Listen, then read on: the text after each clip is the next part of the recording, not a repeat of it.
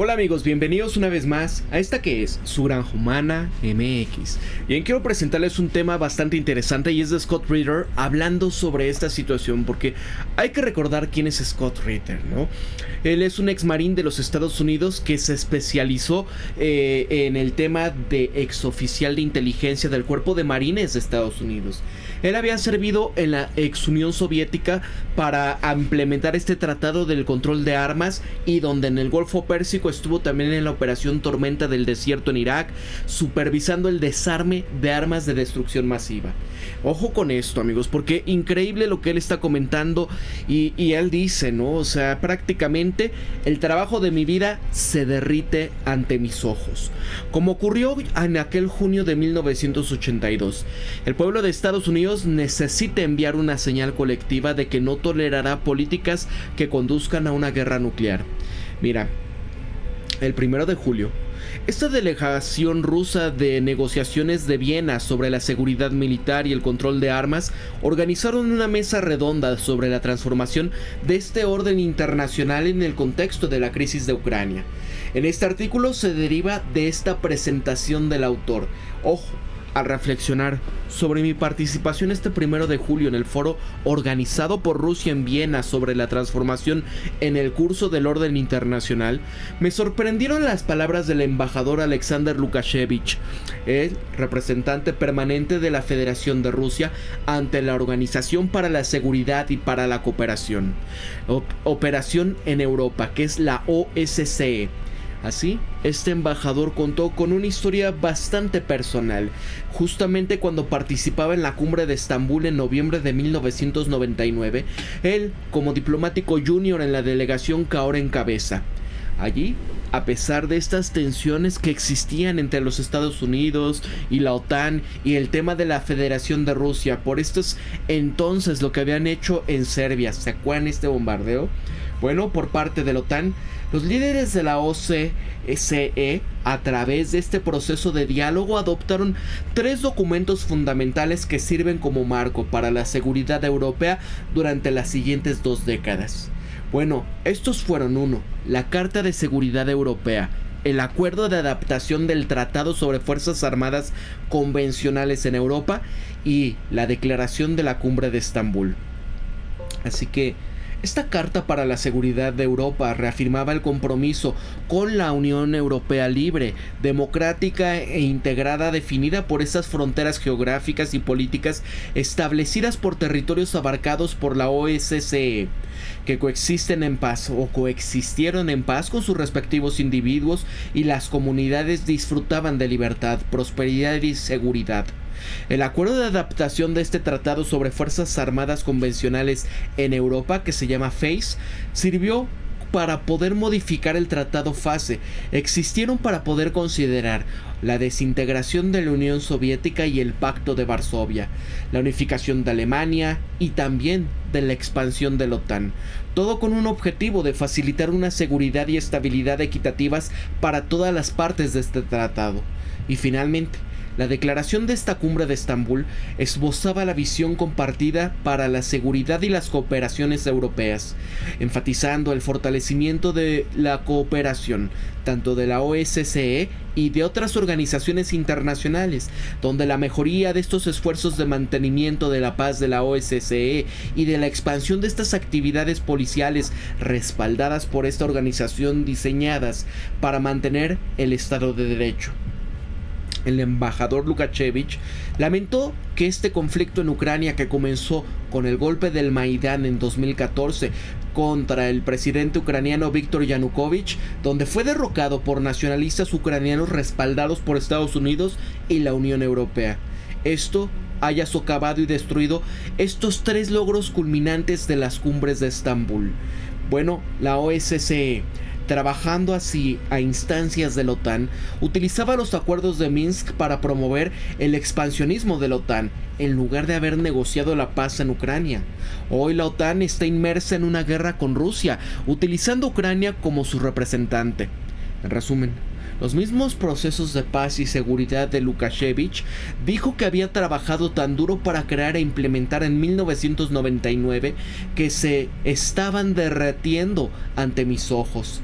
había estado involucrado en este proceso de importancia fundamental para la seguridad europea: la implementación del Tratado sobre Fuerzas Nucleares Intermedias, INF, en donde fue firmado por el presidente Ronald Reagan y por el secretario general del Partido Comunista de la Unión Soviética, Mikhail Gorbachev, el 8 de diciembre del 87. Así que en febrero del 88 fue uno de los primeros oficiales militares asignados a la reciente creada Agencia de Inspecciones In Situ, o CIA, creada por el Departamento de la Defensa de los Estados Unidos para implementar el Tratado INF. Y así, en junio de 1988 fue cuando me enviaron a la Unión Soviética como parte de un grupo de avanzada de inspectores para poder instalar una instalación de vigilancia multimillonaria justo a las puertas de una fábrica de misiles soviética en la ciudad de Votkinsk, o a unas 750 millas al este de Moscú, en estas estribaciones de los montes Urales. Durante los 2 años siguientes trabajaba con compañías de mis compañeros inspectores de Estados Unidos, codo a codo con nuestros nuevos colegas soviéticos, para implementar un tratado que, sin nuestro compromiso mutuo de hacer del mundo un lugar más seguro mediante este desarme, probablemente hubiese fracasado frente a la oposición profundamente arraigada tanto en Estados Unidos como en la Unión Soviética. Y es que, ¿qué pasaba? El 28 de junio de este mes pasado, apenas 3 días antes de la mesa redonda rusa en Viena, el presidente ruso Vladimir Putin había anunciado que Rusia iba a empezar a reanudar la producción de misiles de corto e intermedio alcance. Las mismas armas que yo y mis colegas inspectores estadounidenses y soviéticos habíamos trabajado tan duro para eliminar. Y es que Putin dijo que iba a sopesar su potencial despliegue en Europa y en otros lugares para compensar estos despliegues similares por parte de los Estados Unidos de sus misiles de alcance intermedio en Europa y en el Pacífico.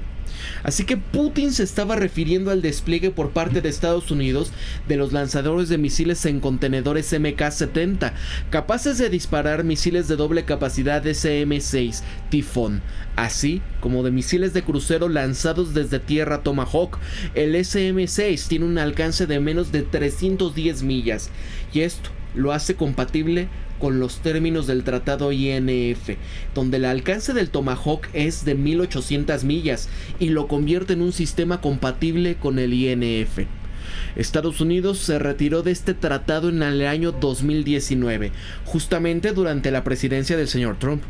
Rusia, sin embargo, él indicó que no produciría ni desplegaría misiles con estas capacidades INF, a pesar de haber sido acusado por Estados Unidos de hacer precisamente esto para justificar esta decisión de retirarse del histórico acuerdo de control de armas, mientras Estados Unidos no los introdujera en Europa. ¿Y qué pasó, amigos? Al final no les importó a los gringos y siguieron adelante. Así, en septiembre del 2023, Estados Unidos empezaron a desplegar 2 lanzadores MK-70 en suelo danés como parte de los ejercicios militares de la OTAN. En mayo de 2024, Estados Unidos también desplegaba el lanzador MK-70 en el suelo de Filipinas, y estas acciones provocaron la respuesta de Vladimir Putin. Incluso déjenme ponerles acá para que vean más o menos cómo es este sistema de lanzamiento.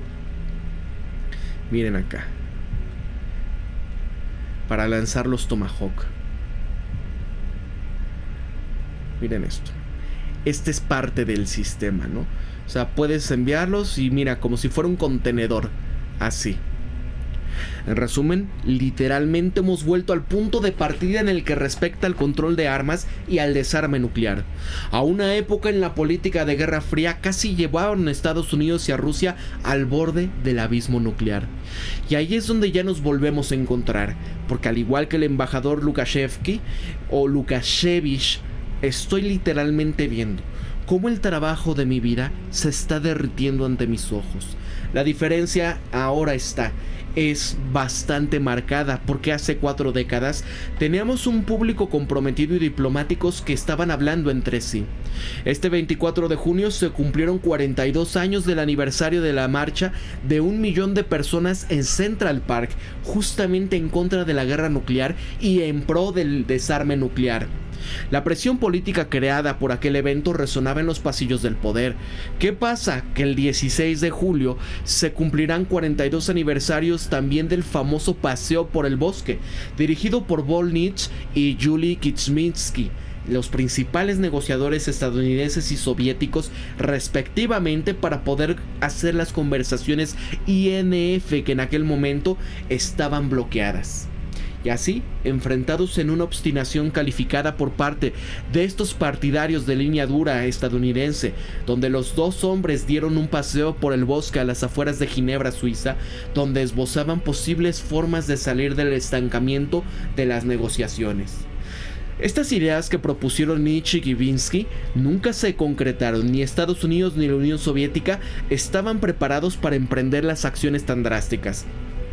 Pero su valiente intento de diplomacia, en ese momento en la que ninguna de las dos partes hablaba con la otra, liberaban el óxido que habían congelado en sus respectivas partes, lubricando esta maquinaria de la diplomacia y poniendo en marcha estos procesos que llevaron a Ronald Reagan y a Gorbachev a firmar el tratado INF, que es unos 5 años y medio después.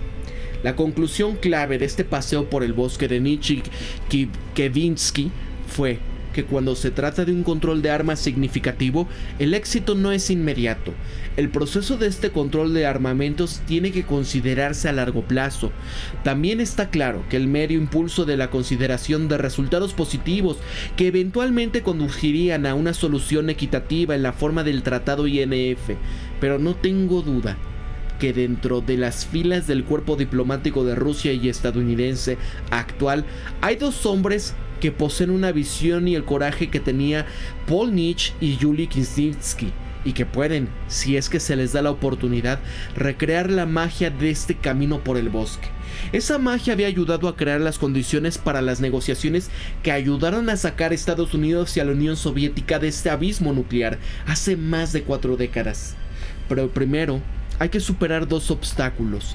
Es difícil imaginar a un diplomático estadounidense y ruso caminando y hablando hoy, cuando, como señalaba el profesor Sergei Markevenov, que otro participante en esta mesa redonda de Viena, la política oficial estadounidense impide incluso estrecharle la mano a los diplomáticos rusos.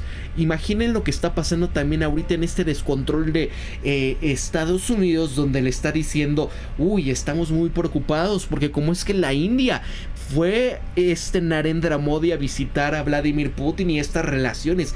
¿Cómo está eso? Estamos muy preocupados.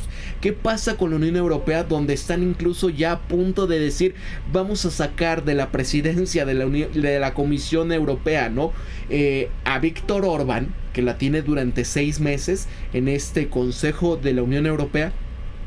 Dice: no, es incompatible con nuestros valores, no es posible que haya ido a visitar a Vladimir Putin. Oye, si lo que se quiere lograr es un canal para poder tener conversaciones diplomáticas, para tratar de hacer la paz por medios diplomáticos y no a través de la intervención nuclear. ¿Qué viene con esto? Bueno, ahora depende del pueblo estadounidense. Para cruzar este puente, el gobierno de Estados Unidos lo que necesita ya es una señal del pueblo estadounidense de que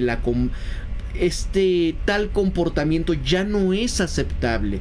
Necesitamos esta versión moderna de las manifestaciones de 1 millón de personas en Central Park que presentaron en junio de 1982 en el apoyo del desarme nuclear y del control de las armas y en contra de la guerra nuclear.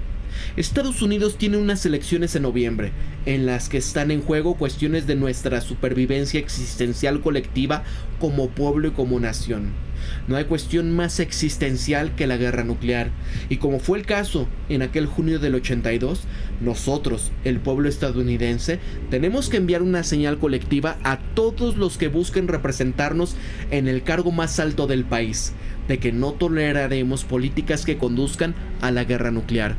que insistamos en políticas que promuevan el desarme nuclear y el control de los armamentos, que exijamos que nuestros diplomáticos comiencen a hablar con sus homólogos rusos, porque estoy cansado de ver cómo el trabajo de toda mi vida se derrite ante mis ojos.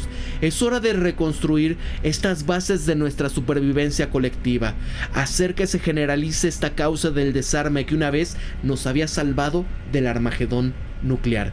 Y ahí está, amigos, Scott Ritter hablando pues un tema más que serio. ¿Qué puede llegar a pasar si seguimos en esta necedad?